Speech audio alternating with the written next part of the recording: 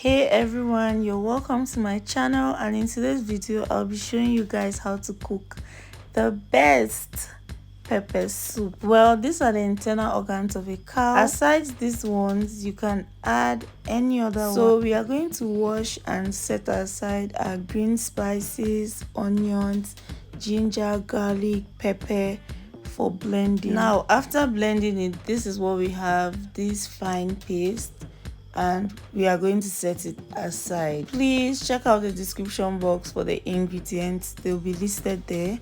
Thereafter, we have our pepper soup spices, but with regards to the bay leaves, we are not going to grind them together, we are going to actually separate it. Now we are going to add our pepper soup spices to our Njangsa. Njangsa is very important. Here's the twist: usually they mix this for you in the market, but I'll be mixing it myself.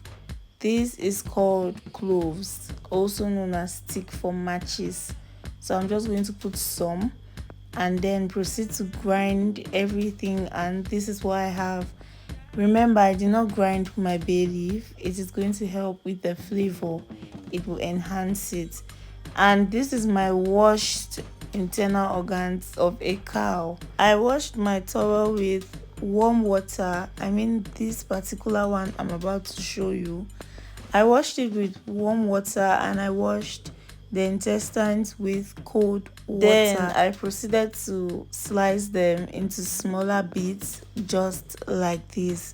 Now after washing this properly, you're going to transfer it into a pot. In this pot, you're going to be steaming it, and one thing you should know about pepper soup is that a good pepper soup meal is from its base. So aside being hot, most times pepper soup is tasty.